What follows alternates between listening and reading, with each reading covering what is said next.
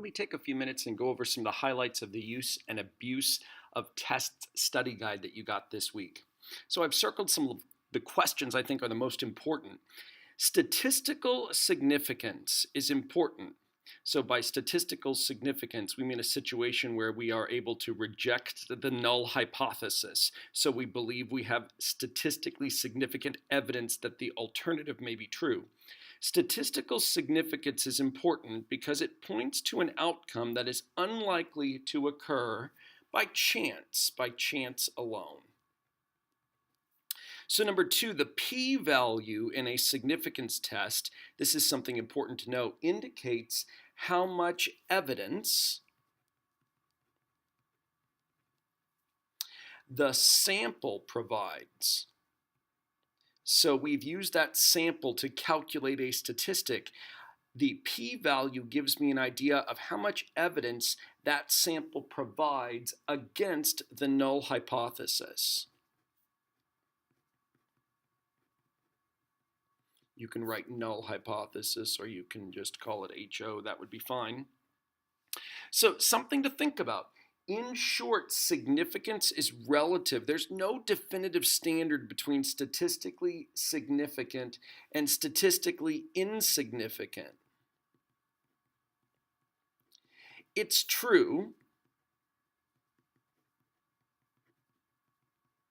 in our significance test, we compare our p-value to 5%, maybe we compare it to 1%, sometimes maybe it's an alpha level of 10%, but ultimately those are arbitrary values. We use those values essentially to control the amount of type 1 error we are willing to accept. But even a p-value of 0.06, which isn't less than 5%, it can still indicate a result that is interesting. It doesn't really mean that it's statistically insignificant. It just might not be significant at a particular level that's important to us, like maybe 5% or 1%.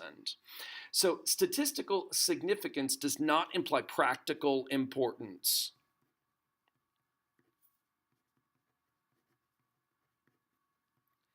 Practical importance is all about context. Always plot and examine your data when possible. Outliers can produce significant results or ruin the significance of otherwise convincing data. Number 8, don't underestimate the importance of confidence intervals. They give us an idea of the size or the magnitude of an effect rather than simply determining if it's too large of an effect to have occurred by chance alone. So a statistical test gives us an idea of whether or not the effect is large enough to have just happened by chance alone. Confidence intervals give us an idea of how big that effect might be.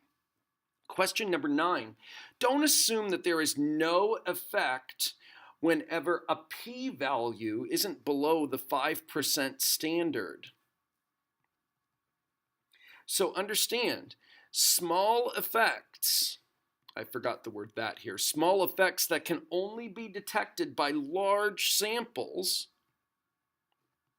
may be very important. Maybe you're getting a larger p-value and you're not getting statistical significance because your test doesn't have enough power. So maybe it's a small effect that's really important. Maybe what you really need is a larger sample in order to determine that effect. So 3 more ideas on the back side that I want us to think about here. Number 14, random samples or random application of treatments. Randomness within a study or an experiment ensures that we can use the laws of probability upon which tests of significance and confidence intervals are based. A p-value is a probability. If I want my p-value to be meaningful, then I need a random sample or a random application of treatments. So in short, number 15, well-designed experiments are necessary to determine whether a measured effect is statistically significant or not. Then finally, number 16, I think is an interesting question. Why should it not be too surprising that 1 out of 20 types of cancer were found to have an association to mobile phones? Even if, in general, there's evidence that there's no statistically significant link between mobile phone use and brain cancer at the 5% level. Well, guys, think about this. 1 out of 20 is 5%. So even if a result is not significant at the 5% level, 5% of the time, an outcome will occur by chance alone that appears extreme or appears to be significant. So understand 1 out of 20. That is 0.05. So when we're using an alpha level of 5%, 5% of the time, an outcome will occur by chance alone.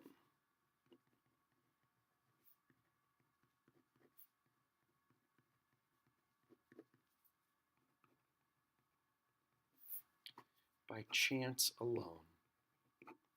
That appears extreme or that appears to be significant.